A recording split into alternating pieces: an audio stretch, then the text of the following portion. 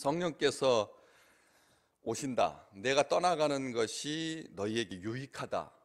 너희에게 더 좋다. 너희에게 이익이 된다. 너희에게 보탬이 된다. 말씀하십니다. 그러면서 내가 가야지만 보혜사가 너희에게로 오신다. 말씀하시면서 내가 가서 그를 너희에게로 보낼 텐데 그가 와서 죄에 대하여 의에 대하여 심판에 대하여 세상을 책망할 거다. 이렇게 말씀하십니다. 우리에 대해서 말씀하시지 아니하고 세상에 대해서 이 세 가지로 책망할 것이다. 죄와 의와 심판에 대해서. 세상이 지은 죄는 우리가 다 공히 알고 있습니다. 하나님을 향해서 대적함으로 말미암아 세상이 하나님으로부터 심판을 받는. 그런데 의에 대해서는 책망하는 게 아니죠.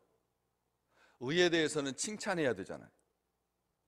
죄에 대해서 심판에 대해서, 죄에 대해서 심판, 이것은 연결이 됩니다. 죄와 심판은.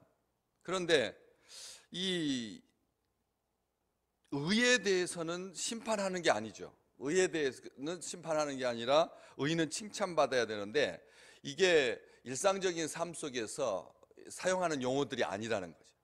다 법정에서 사용하는 용어들입니다. 죄가 뭐냐, 의가 뭐냐. 이 세상에서는 의가 뭐냐에 대해서는 심판하지 않습니다. 이 세상에서는 의가 뭐에 대해서는 다루지 않습니다. 죄에 대해서만 다룰 뿐입니다.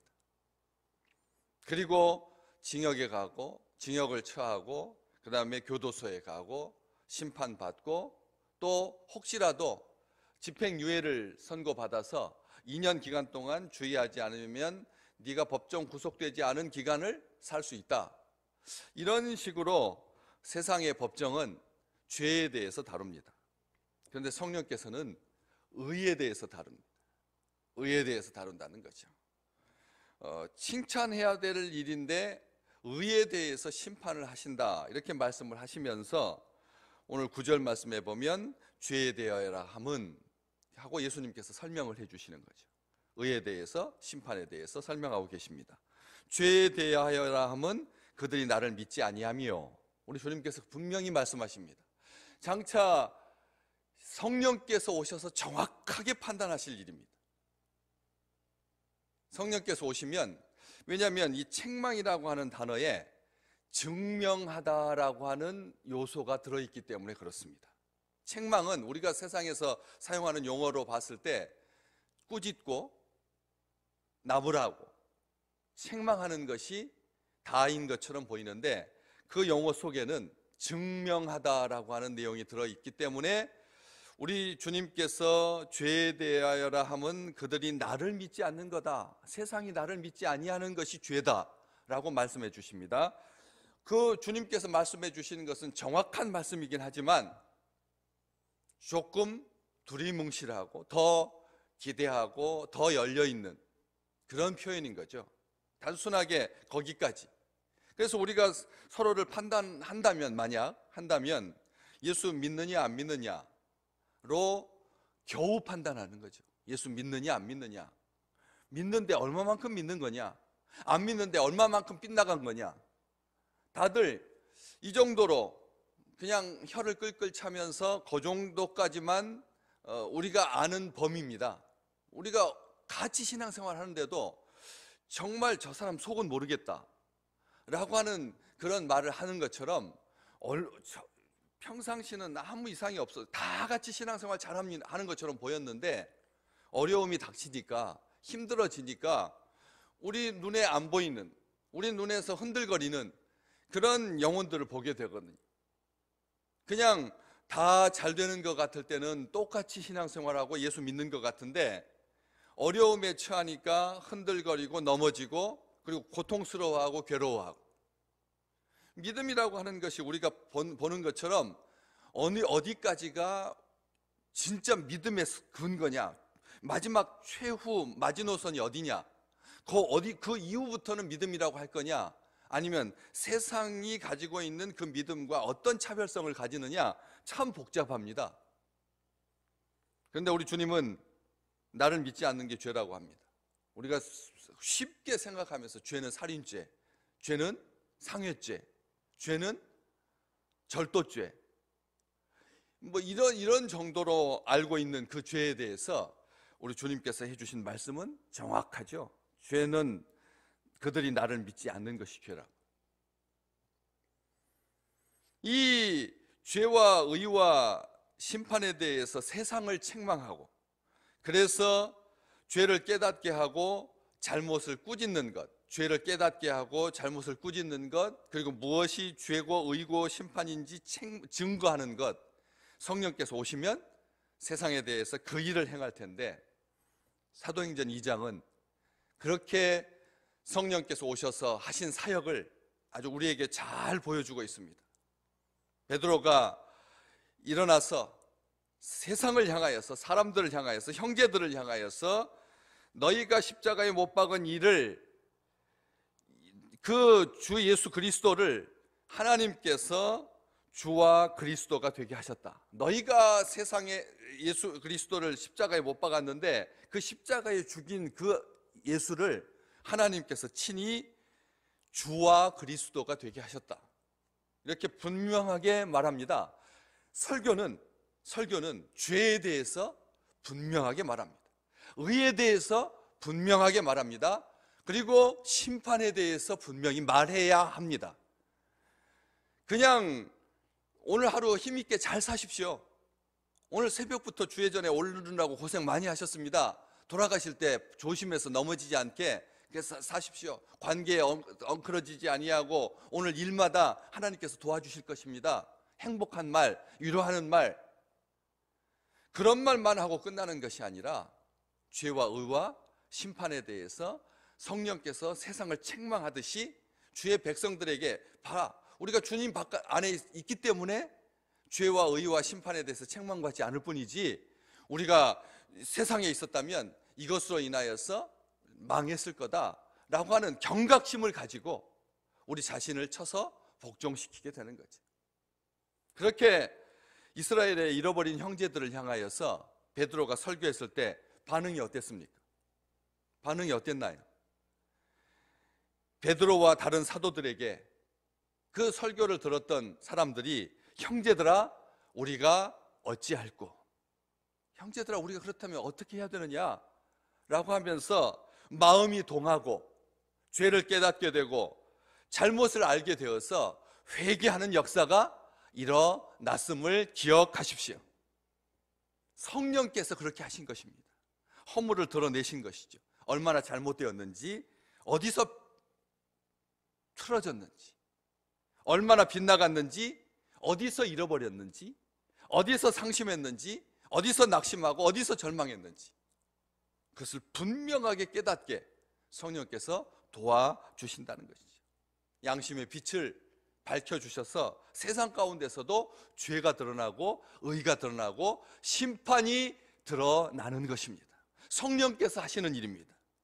오늘 이 시대에 성령께서 그 일을 행하십니다. 이 일을 행하시는 것은 주님께서 아버지 곁에 계시다는 것입니다. 다시 말하면 두 번째 우리 주님께서 말씀해 주신 것이 그대로 성취되는 거죠. 의가 뭐냐? 내가 아버지께로 가니 너희가 다시 나를 보지 못하며. 아멘. 우리 주님께서 지금 우리가 주님 못 봅니다. 뭐 육신적으로를 떠나서 볼 수가 없습니다. 못 보는 것, 이것이 하나님의 성취입니다. 약속의 말씀이 응한 것이죠. 앞쪽에서 내가 이렇게 하는 것은 말씀이 응하게 하려고 하는 거다. 15장 25절 말씀이 응하게 하려고 하는 거다. 아무도 못한 일을 그들 중에서 하지 아니하였더라면 그들에게 죄가 없었겠지만 지금은 그들이 나와 내 아버지를 보았고 또 미워하였도다. 이 말씀이 무슨 거냐? 말씀이 응하게 하려고 하는 것이다. 우리 주님을 못 보는 것, 이게 말씀의 성취라는 것이죠. 다시 말하면 무죄의 증거라는 뜻입니다. 예수님께서 승천하셔서 아버지 곁으로, 아버지께로 가시는 것, 이게 자체가 벌써 무죄라는 거죠.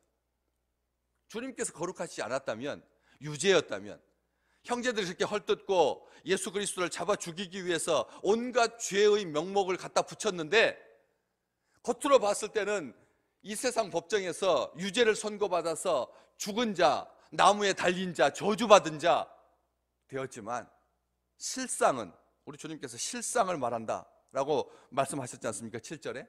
실제는 뭐냐? 나는 무죄하다는 것입니다.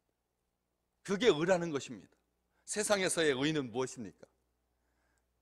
비교적 옳게 사는 것, 남들이 보기에 옳게 보여지는 것 정도가 의일 것입니다. 그렇죠? 다른 사람보다 조금 바르게 사는 것. 그런데 정작 들어가 보면 뭐 그 사람이나 우리나 의인이라고 그렇게 호칭을 받는데 과연 그는 의로운가? 무엇이 의로운가? 얼마만큼 의로운가? 처음부터 의로웠는가?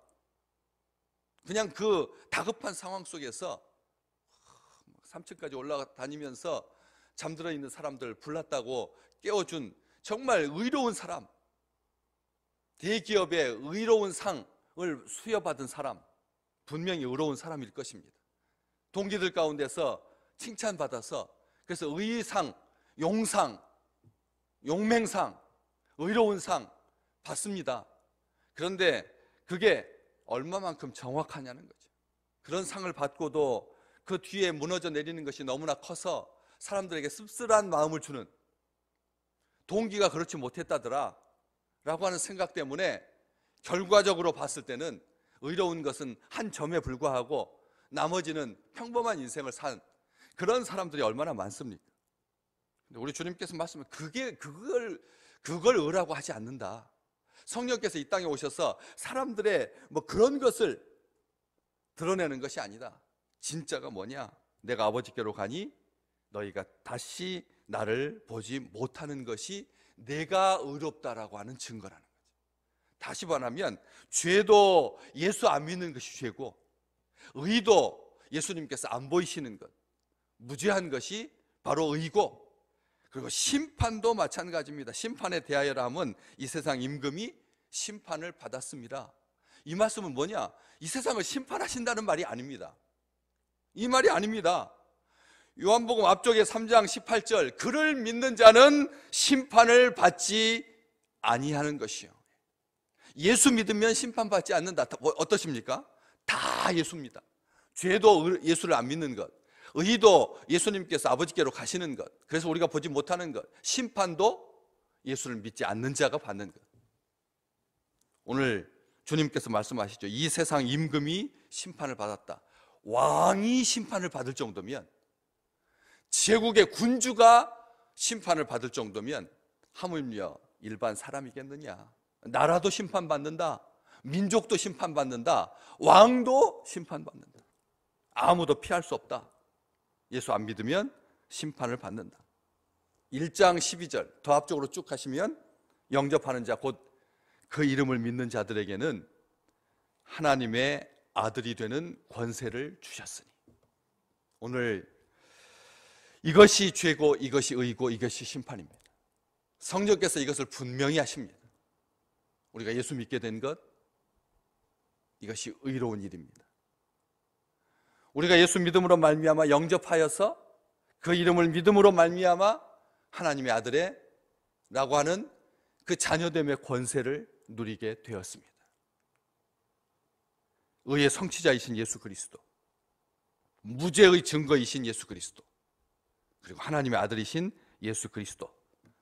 요한복음 3장 18절 후반절, 믿지 아니하는 자는 벌써 심판을 받았지만 믿고 영접하는 자에게 하나님의 아들, 자녀가 되는 권세를 주신 그 놀라운 축복 가운데 이 세상을 긍휼히 여기고 불쌍히 여기고 예수 믿을 수 있는 그런 축복을 누릴 수 있도록, 형제들아 우리가 어찌할꼬, 지금도 손 벌려서 그렇게 방황해하고 답답해하는 이 세상에 복음의 능력이, 권세가 가득한 귀한 날이 될 줄로 믿습니다.